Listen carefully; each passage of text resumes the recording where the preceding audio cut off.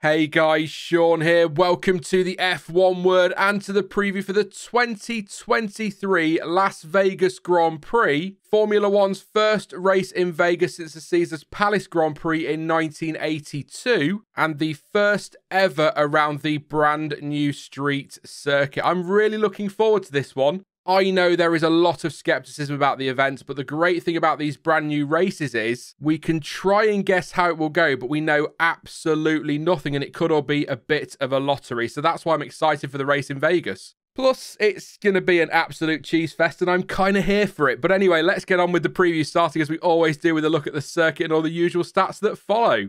So last time out, F1 was in Brazil for the Sao Paulo Grand Prix, where Max Verstappen took his 17th win of the season. But now it is on to Vegas for the penultimate race of the year. Yes, we really are at that stage of the season already. Sure, some of you are going to tell me it's dragging on, but for me, it's absolutely flown by. A lap of Spider Pig, the Las Vegas Strip circuit, is 6.201 kilometers long. If you prefer that in miles, that is just over 3.85 and is made up of 17 corners with 50 laps scheduled for the race. There is no race lap record, of course, but it is expected lap times will be in the low 1-minute 30s. There will be 2 DRS zones available to at least try and help drivers get some overtaking done, although I'm not sure how much passing we'll see in the race. The first zone runs down the straight between turn 4 and the 90-degree right-hander at 5 with its detection point just after turn 2. And the final zone is down the strip with its detection point just after turn 13. There is not a DRS zone down the start-finish straight though, which does feel like a bit of a rarity in F1. Looking at the track, maybe you could say turns 1, 5 and 14 are probably the best places to try and make a move, but it is pretty tight and twisty in places, especially through that little complex of 14, 15 and 16, for example. Maybe a dive bomb into 12 just as they head onto the strip, which is a fairly wide corner to be fair, so that could present an opportunity. But perhaps this will be one of those races where it's DRS overtakes on the straights or undercuts, overcut passes through the pit stops. Look, I'm not being a Debbie Downer about it, but I've seen a lot more articles talking about how great it's all going to look and not all that many talking about how the actual racing will be, the reason we're actually tuning in. But we'll find out on Sunday, of course. Hopefully it'll be a cracking race. F1 has previously raced in Vegas on 2 occasions, with Alan Jones and Michele Alboreto winning the Caesars Palace Grand Prix in 1981 and 1982 respectively. That means, despite this being officially the first ever Las Vegas Grand Prix, Sunday's race will be F1 race number 3 in Vegas. Yes, 3, which as well as being Daniel Ricciardo's race number, I think you see where this is going, is also the number of dry tyre compounds available across a race weekend. Oh yes, that is right people, for the penultimate time, it is tyre talk time once again. The compounds available for this one then are actually the softest in the Pirelli range, and so they are the hard C3, the medium C4 and the soft C5. Now, Pirelli has described this weekend as a major technical challenge for both the tyre supplier and the teams, thanks in part to the lack of real data, although they do have simulation data as a reference point, but nothing beats the real thing, of course. The track surface is mostly street asphalt, but some parts of the track have been purpose-built and other areas resurfaced, which adds another unknown element. It is also worth mentioning that, like Monaco, the circuit will also be opened up to normal traffic once the F1 sessions are over, so maybe, like in Turkey in 2020, they can send some road cars round on a loop to try and lay down some rubber. I will never forget that sight. Absolutely brilliant.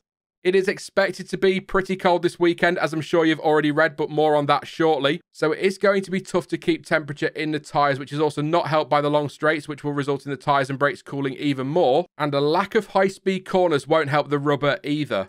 Those cooling tyres will then likely have a knock-on effect in slow corners, with the cars being more prone to oversteer and or understeer, which will lead to graining. Expect to see some lockups as well, as the lack of temperatures in both the tyres and the brakes will extend the braking zones. And Williams head of vehicle performance Dave Robson says that the team expects generating temperature in the tyre without damaging the tyre surface will likely be the key to generating good grip, but how best to achieve that will depend on the new track surface and how it has aged since it was laid. Okay, sure, we've seen tyres cooling on straights elsewhere, thinking of Baku as one example where tyres apparently cooled by more than 30 degrees through the flat-out final sector, but the temperatures were, of course, much warmer there. And all of that is why the softest compound makes total sense for this one. Imagine trying to switch the C1s on after a safety car period. The weather, as already mentioned, is going to be a big challenge for teams and drivers across the weekend, and that's because the forecast, as of Wednesday afternoon at least, is for the event to be a little bit chilly. Possible understatement there. There has been some talk of temperatures dropping to single figures. I suppose it depends where you get your forecast from. But the forecast I'm looking at says that for FP1 and FP2 on Thursday night and Friday morning local time, temperatures are set to be around 16 degrees and 13 degrees respectively. Qualifying on Saturday is also expected to be around 13 degrees, and the race on Sunday, well, actually Saturday night in Vegas, is currently set to see temperatures hit 14 degrees for the start, but those could drop to as low as 12 before the checkered flag falls. So not single figures, but still much cooler than we're used to seeing. Remember though, as always, that is only what 1 or 2 forecasts say as I sit here and record this again on Wednesday, so it is very likely that will all change before we get to the weekend. And if you are from the local area, by the way, feel free to let us know what the local forecasts are saying. They might be a bit more accurate. And your schedule for this one is an early one here in the UK, so make sure to set those alarms. Also, as a reminder to those of you in Vegas or in that area, the race itself takes place on Saturday night track time. I have added the dates though to the graphics to cover that. So, FP1 kicks the weekend off from 4:30 AM GMT on Friday, with FP2 starting at 8 AM later that same morning. The third and final practice session starts at 4:30 AM on Saturday morning, with qualifying underway from 8 AM. And it is lights out for the race on Sunday at 6 AM. And once again, that is in UK time. And in Vegas time, the race starts at 10 PM on Saturday night. Now, before I get on to my predictions, let's have a look at 3 news stories or talking points ahead of the weekend's action in Vegas. To kick things off, the FIA will introduce a much tighter time frame when it comes to the right of review process. The move will not just impact F1, it will impact all FIA series. As the rule stands right now, teams have 14 days to submit a right of review, but it is expected to slash that to just 4 days or 96 hours from 2024, assuming, of course, it gets the go-ahead at the annual General Assembly in December. I feel it should also be noted that the changes were discussed before Haas made its recent request for review regarding track limits offences at the US Grand Prix, a request, in case you missed it, that was rejected by the FIA. There will also be changes to how the appeal system works, specifically to close off a potential loophole. So as it stands, teams can submit a notice of intention to appeal, which then gives them 96 hours to decide whether or not to take the matter any further. The issue with that is that a notice of intention to appeal can result in a penalty, for example, being suspended. So as another example, if a driver was handed a grid penalty, the team could let the FIA know that they intend to appeal, therefore suspending that penalty, and then withdraw from the appeals process after the race, with the driver having started in their original grid slot. We all know how teams love a loophole, but going forward, even if the notice is withdrawn, the matter will still be referred to the International Court of Appeal, and the team concerned could be handed a penalty if it was found to have gained any sort of advantage through the process. Elsewhere, Haas has revealed that the team will run 2 different car specifications in Vegas, with Kevin Magnussen driving the new spec and Nico Hülkenberg reverting to the old spec. The new Red Bull-inspired package made its debut in Austin, as I'm sure you remember, but failed to remedy some of the things the car has struggled with this season. However, Gunther Steiner has said that the decision has not been taken to allow the team to run comparison tests, and the decision is instead down to the fact that Hülkenberg just feels the old spec suits him more than the new one. Steiner added that with just 2 races to go, they had nothing to lose and so have given the drivers what they wanted. He went on to explain the team could, if they wanted to, do some data gathering, but stated they've got enough data as it is, and this was more about putting the drivers in a comfortable position so that they are as happy as they can be with the car they get. And finally, for this part, and perhaps as you've already expected, we've got some special liveries on show this weekend. At time of recording, 6 teams have confirmed they will have new looks for this weekend. Yes, 6 of them, with 5 having already shown off their new designs. Last week, Ferrari revealed a tweak to their livery, with the Scuderia running a red and white colour scheme as a nod to the cars the team raced in the 1970s. Alpine's special paint job is a little bit more subtle as they celebrate their collaboration with skate and streetwear brand Palace. Williams have taken inspiration from the showmanship in Vegas for their one-off livery, which features the famous Welcome to Fabulous Las Vegas sign, as well as the team's name in illuminated lettering, among other things. Red Bull has also unveiled the 3rd and final Make Your Mark fan design liveries of the season, with the RB19 running a look inspired by the energy, excitement and neon lights of Vegas, with touches of the city's famous culture decorating the bodywork. The car is also purple, which gives me proper Infinity Red Bull Racing vibes, a livery I loved. So yeah, this is probably my favourite of the ones I've seen so far. Alfa Romeo is set to reveal their new paint job on Wednesday, but unfortunately it will be after I've recorded this, so assuming the images are out by the time I come to edit the video, all I can do is show you some photos of it now and hope it looks good. I'm sure it will do. And last but by no means least, McLaren will also run enhanced Jack Daniels branding as part of their Make It Count campaign, and the blue that usually partners the papaya on the car has been removed.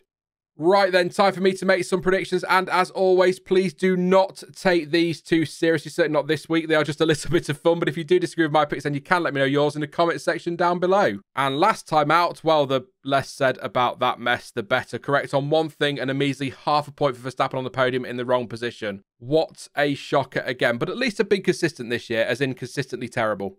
Anyway, this week, despite all the uncertainty, Red Bull will still be favourites going into this one. I know, what a surprise. However, do not write off Ferrari. The track is made up, as we've already gone over, of long straights and a few tight corners, so you could perhaps argue there are some characteristics that Monza has, for example, where Ferrari went very well earlier this season, if you remember. That car also tends to ride the bumps and curbs quite nicely too, and with overtaking set to be tricky, maybe Charles Leclerc or Carlos Sainz has a chance of snatching the team's second win of the season on Sunday or Saturday night, whatever, you know what I mean. Basically, if it's trickier to overtake, then they've got more opportunities to keep Max Verstappen behind them, is what I'm saying.